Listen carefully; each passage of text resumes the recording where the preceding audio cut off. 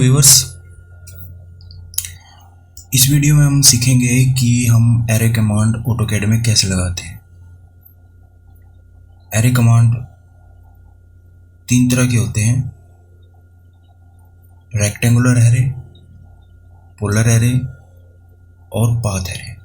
Basically हम discuss करेंगे rectangular array और पोलर एरे के बारे में। सबसे पहले ये जो दो एरे हैं, एक रेक्टेंगुलर एरे हो गया और दूसरा हमारे पास पोलर एरे हो गया। एक सबसे बड़ा टेक्निकल जो डिफरेंस है इन दोनों एरे के बीच में वो ये है कि जो रेक्टेंगुलर एरे है उसमें हम जो है लीनियर डिस्टेंस यूज करते हैं, यानी कि एक ऑब्जेक्ट दूसरे ऑब्जेक्ट से एक लीनियर डिस्टेंस पे होगा। 10 मिलीमीटर, 20 मिलीमीटर, 30 मिलीमीटर, ये जो डिस्टेंस है ये हम यूज करते हैं रेक्टेंगुलर एरे में। लेकिन जो हमारे पास पोलर एरे होता है उसमें एक ऑब्जेक्ट दूसरे ऑब्जेक्ट से जो दूरी होगी वो एंगल्स में मेजर होगी। ये एक ऑब्जेक्ट दूसरे ऑब्जेक्ट से 30 डिग्री पे होगा, 40 डिग्री पे होगा, 60 डिग्री पे होगा। तो ये एक बड़ा टेक्निकल डिफरेंस है रेक्टेंगुलर एरे और पोलर एरे के बीच में। तो चलिए सबसे पहले हम स्टार्ट करते हैं रेक्टेंगुलर एरे।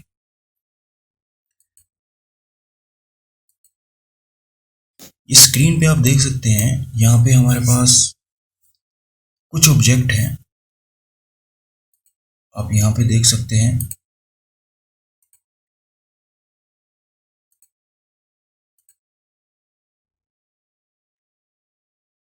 ये हमारे पास ऑब्जेक्ट है।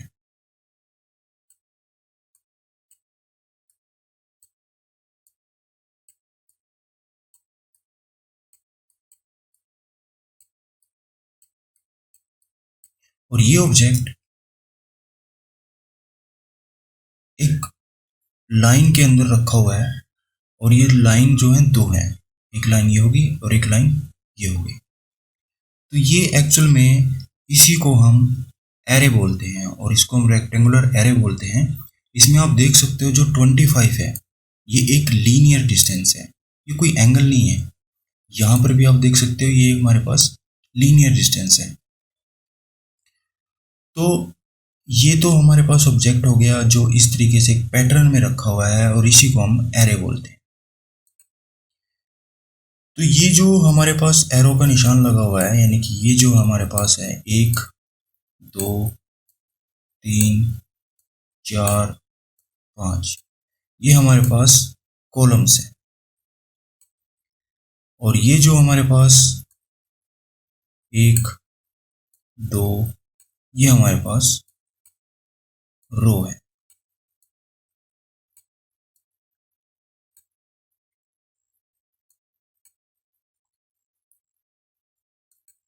इसके अंदर 1 2 3 4 5, इसके अंदर 5 कॉलम्स हैं और इसके अंदर 1 और 2, इसके अंदर 2 रो है। 2 रो के बीच की जो डिस्टेंस है वो 15 है और जो 2 कॉलम के बीच की डिस्टेंस है वो है 25। ऑटोकैड में भी जब आप कोई रेक्टेंगुलर एरे लगाओगे तो आप इन टर्म को ध्यान में रख के ही लगा सकते हो। यानी कि ऑटोकैड आपसे पूछेगा कि आप कितने नंबर ऑफ कॉलम हैं, कितनी नंबर ऑफ आपकी रो है, आपके कॉलम के बीच की डिस्टेंस कितनी है, आपकी रो के बीच की डिस्टेंस कितनी है। तो चलिए हम इसी एग्जाम्पल को हम ऑटोकैड में लगा के दिखाते हैं। एक ऐसा ही एक ऑब्जेक्ट लेंगे और उनके बीच कॉलम के बीच की जो डिस्टेंस है 25 रखेंगे, रो के बीच की डिस्टेंस है जो 15 रखेंगे। तो चलिए शुरू करते हैं।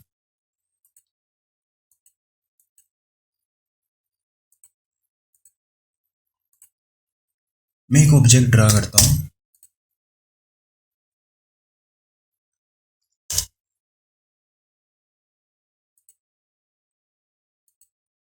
ये मैंने लाइन का यूज करके एक रेक्टेंगल बनाया है। अब मैं इसको एरे में लगाना चाहता हूँ, और एक रेक्टेंगुलर एरे के लिए सबसे पहले हमें एरे कमांड लिखनी होगी, ARRAY, एंटर हम दबाएंगे। Now you are the object selection mode, कि आप किस ऑब्जेक्ट को एरे में रखना चाहते हैं। तो यहाँ से मैं इस पूरे ऑब्जेक्ट को एक बार में ही सिलेक्ट कर लेता हूँ और एंटर कर देता हूँ। एंटर करने से मैं सिलेक्शन मोड से बाहर आ जाऊँगा, कमांड से बाहर नहीं आऊँगा, सिलेक्शन मोड से मैं बाहर आ जाऊँगा। उसके बाद हमारे पास तीन ऑप्शन आती हैं, रेक्टेंगुलर, पाथ, पोलर। ये हमारे कर्सर के पास भी एक प्रॉम्प्ट्स में हमें दिखाई देती है, और यहाँ नीचे भी हमारे पास आती है रेक्टेंगुलर, पाथ एंड पोलर। तो हम यहाँ से या तो हम यहाँ पे आर एंटर कर सकते हैं, क्योंकि रेक्टेंगुलर का आर जो है वो कैपिटल है। यहाँ पे जो भी हमारा फर्स्ट लेटर या दो उसके लेटर जो कैपिटल होते हैं वो हमें यहाँ पे एंटर करना होता है, या फिर हम कर्सर को वहाँ पे लेके जा सकते हैं, एक हाथ का निशान बनेगा और यहाँ पे हम रेक्टेंगुलर को सिलेक्ट कर सकते हैं, या फिर जो माउस के पास जो हमारे तीन ऑप्शन होते हैं वहाँ पर भी हम सिलेक्ट कर सकते हैं। तो तीनों ऑप्शन में आप किसी को भी आप चूज कर सकते हैं। तो सपोज करो मैं कहीं से भी मैंने एरो के पास का जो है रेक्टेंगल उसको सिलेक्ट कर लिया, और यहाँ पर देखिए एक ऑटोमेटिकली रेक्टेंगुलर पैटर्न क्रिएट हो गया। ये रेक्टेंगुलर पैटर्न जो है ये उस एग्जाम्पल से तो बिल्कुल नहीं मिलता, लेकिन बाय डिफ़ॉल्ट ऑटोकैड एक ऑटोमेटिकली पैटर्न जनरेट कर देते हैं। अब देखिए यहाँ पे मुझे नंबर ऑफ कॉलम कितने हैं, 4, लेकिन मुझे 5 चाहिए। यहाँ पे नंबर ऑफ रो कितनी है, 3, लेकिन मुझे 2 चाहिए। तो मैं अपनी कॉलम और रो को एडजस्ट करता हूँ। सबसे पहले आप यहाँ पे नीचे देखोगे, यहाँ पर मेरे पास है रो और यहाँ पर मेरे पास है कॉलम। तो सपोज करो मैं रो पे क्लिक करता हूँ, तो यहाँ पर देखिए मेरे पास पूछ रहा है enter the number of the row. यहाँ पे मैं 2 एंटर कर दूंगा, 2 एंटर। देखिए मेरे पास 2 रो हो गई है यहाँ पे। उसके बाद यहीं पर हमें नेक्स्ट पूछता है specify distance between the row, और ये है मेरे पास 15 एंटर। एंड इंक्रीमेंट को हम 0 रखते हैं, फिलहाल ये टर्म हम यूज नहीं करेंगे। तो यहाँ पर हमने रो को 2 कर दिया और उनके बीच की जो स्पेसिंग है, डिस्टेंस है, उसको हमने 15 कर दिया। नेक्स्ट जो है हमारे पास है कॉलम्स। हमें कॉलम्स जो है 5 चाहिए, तो यहाँ पर हम 5 एंटर करेंगे। नेक्स्ट हमें पूछता है specify distance between the columns. यहाँ पर हम 25 एंटर करेंगे, जैसे कि आप हमारे एग्जाम्पल में देख सकते हो।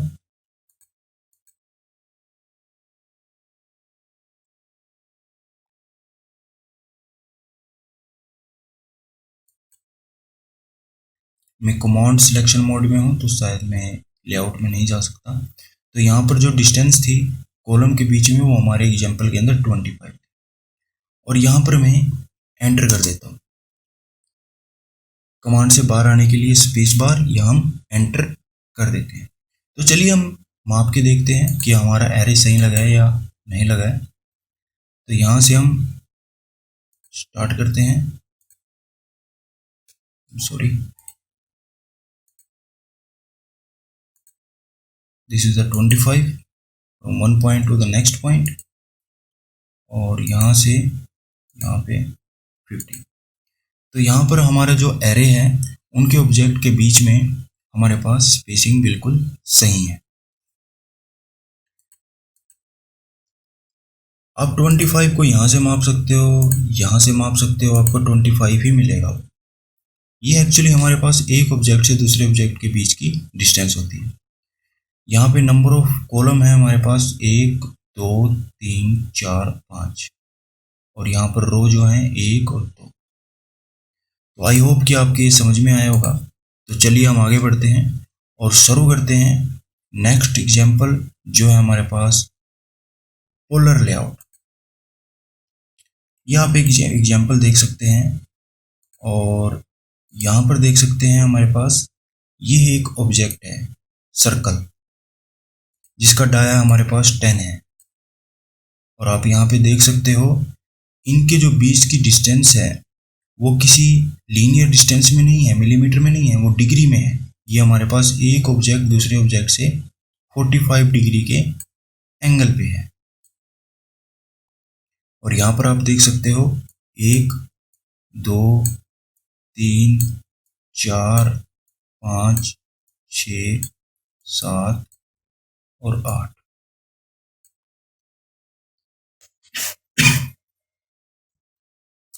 यहाँ पर हमारे पास 8 ऑब्जेक्ट हैं।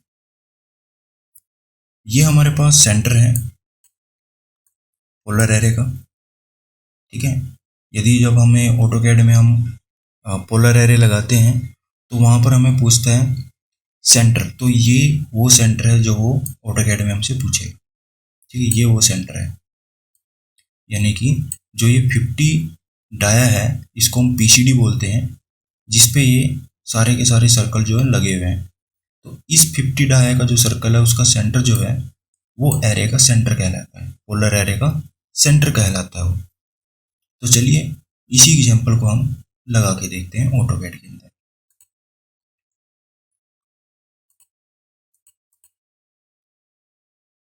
ये फिगर आप याद कर लीजिए, ये 45 डिग्री है, 8 नंबर ऑफ ऑब्जेक्ट हैं, एक ऑब्जेक्ट उसका 10 आया, तो यही हम लगा के देखते हैं। तो सबसे पहले मैं आपको ये भी बता दूं, हमने प्रीवियस वीडियो में सर्कल कैसे लगाते हैं वो सब हमने सीख लिया है। तो सर्कल लगाने की शॉर्ट फॉर्म होती है सी एंटर। यहाँ पे हम डी एंटर दबा देते हैं और यहाँ पर हम 50 एंटर करते हैं। और ये हमारे पास जो इसका डाया है वो है हमारे पास 50। अब इसको हम सिलेक्ट करते हैं और यहाँ से हम सेंटर पे क्लिक कर देते हैं। यहाँ पे हमने लाइन टाइप को सेंटर पे सिलेक्ट किया है तो हमारे पास ये डॉटेड लाइन आ जाती है। अब हमारे पास एक सर्कल यहाँ पे ड्रा करते हैं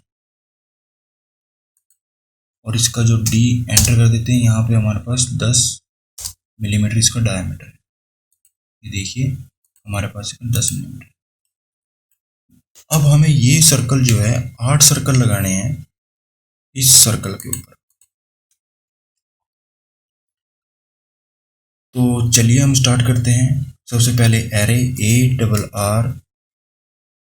ARRAY। नाउ हम ऑब्जेक्ट सिलेक्शन मोड में आ चुके हैं कि आप किस ऑब्जेक्ट को एरे में रखना चाहते हैं। सबसे पहले हम इस ऑब्जेक्ट को रखना चाहते हैं, हम एंटर दबाएंगे। हमारे पास ऑप्शन आती है कि आप रेक्टेंगुलर एरे लगाना चाहते हो पोलर एरे, तो हम पोलर एरे को सिलेक्ट करते हैं। उसके बाद ये सेंटर ऑफ द एरे, जैसे कि मैंने बताया था सेंटर ऑफ द एरे कौन सा होगा, ये हमारे पास सेंटर ऑफ एरे होगा। इस 50 डाया का जो सर्कल है उसका सेंटर जो है वो हम होगा हमारे पास सेंटर ऑफ एरे। जैसे हम यहाँ पे क्लिक करेंगे तो ऑटोमेटिकली पैटर्न हमारे पास जनरेट हो जाएगा रेक्टेंगुलर एरे की तरह। लेकिन इसमें भी आप देख सकते हो हमारे पास 2 2 4 और 6 ऑब्जेक्ट हैं, लेकिन हमें तो 8 चाहिए। तो उस 8 के लिए यहाँ पे हमारे पास आइटम्स की ऑप्शन आती है और आइटम में यहाँ पर हम लिख सकते हैं 8। ये देखिए हमारे पास जो 8 हैं वो ऑब्जेक्ट आ चुके हैं, ठीक है। तो आई होप कि ये भी बहुत आसान है। और यहाँ पर मैं एक चीज़ आपको, ये 45 डिग्री कैसे होगा वो भी मैं आपको बता देता हूँ। यहाँ पर 8 नंबर ऑफ ऑब्जेक्ट हैं और यहाँ पर हम 360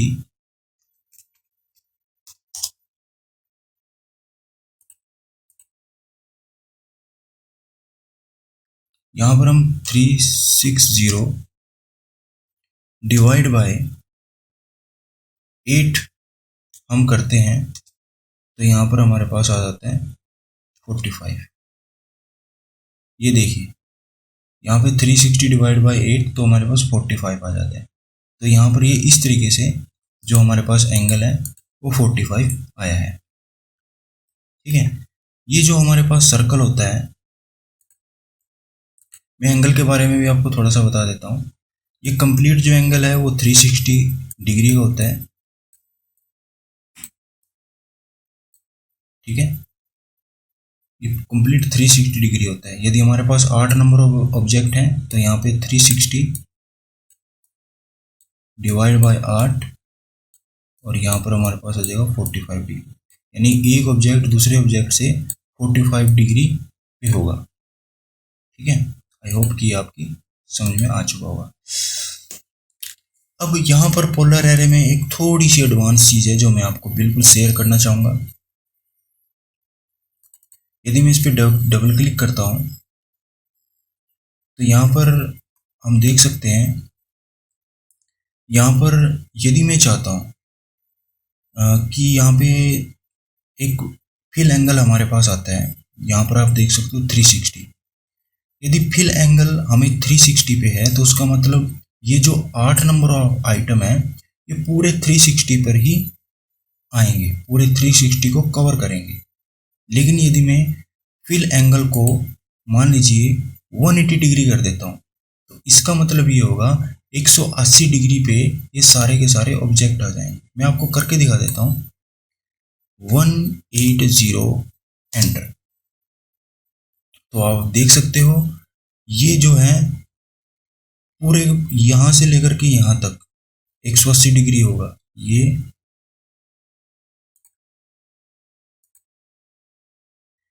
यहाँ से लेकर के यहाँ तक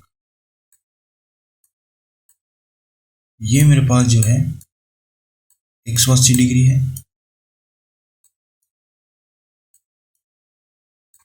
और ये 8 नंबर ऑब्जेक्ट इस 180 डिग्री के अंदर ही आए हैं। ठीक है, ये 180 डिग्री हो गया, और इस ये 1 2 3 4 5 6 7 8 180 डिग्री के अंदर आए हैं। ठीक है, यहाँ पर यदि मैं 360 कर देता हूँ तो 360 में कंप्लीट भर जाएंगे 8 ऑब्जेक्ट। 180 करता हूँ तो वो 180 डिग्री के एंगल में रहेंगे। तो आप यहाँ पे फिल एंगल, ये बहुत ही इंपॉर्टेंट ऑप्शन है कि आप कितने एंगल के अंदर उन आइटम्स को एरे करना चाहते हो।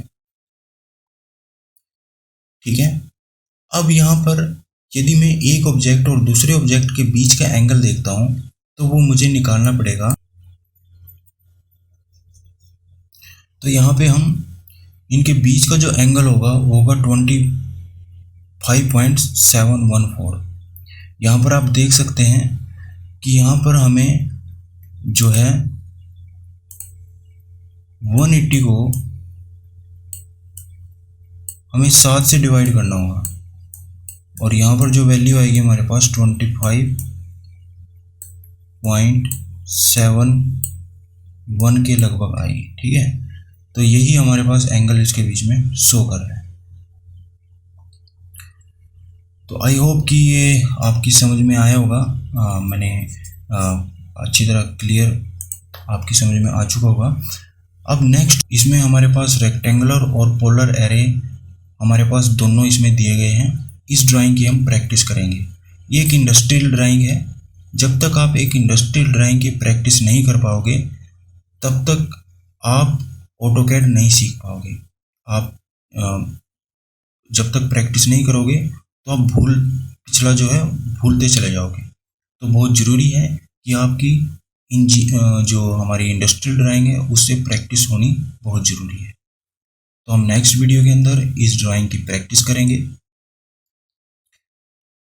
तो मिलते हैं अपनी नेक्स्ट वीडियो में। Thank you.